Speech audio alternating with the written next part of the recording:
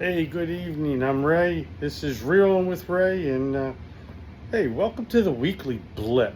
So, to start off, I just want to say I use artificial lures.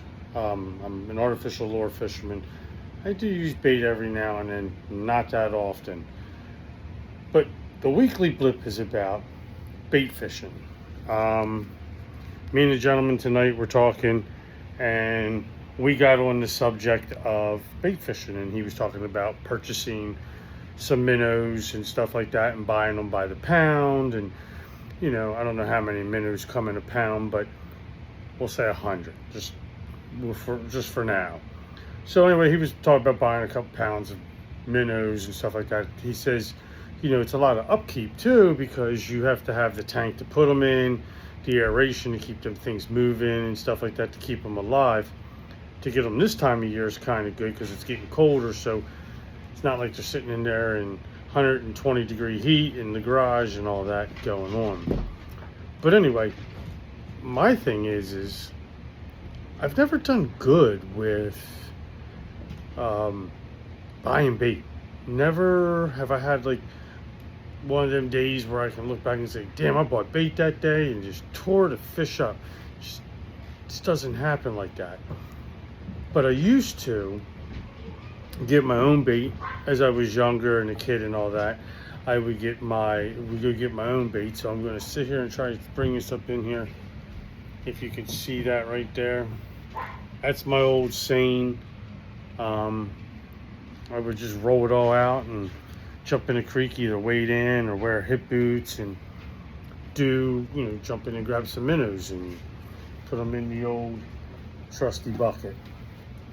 Minnow pail, be ready to go, and with a 5-gallon bucket, and you take them and sink them in the 5-gallon bucket and go wherever I was going fishing. I would have epic days, absolute epic days with getting my own bait.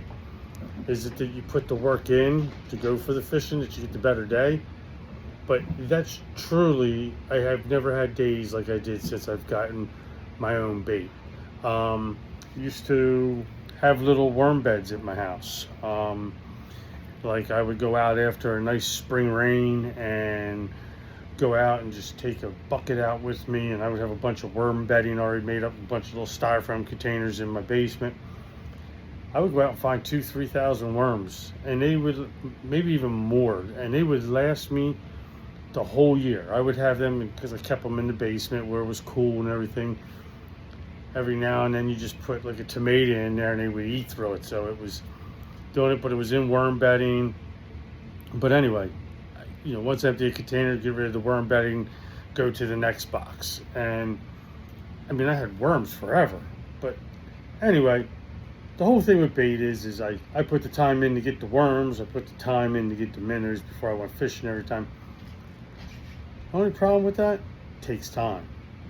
Takes time to go get the bait. Sometimes you jump into a couple places, little creeks, and there's no minnows, and you walk upstream. Next thing you know, you end up walking upstream about 200 yards, 300 yards, and then you got to come all the way back. You got to load up, and by then, well, you just wasted an hour and a half trying to get minnows for the day. But anyway, that's why I'm an artificial lure fisherman.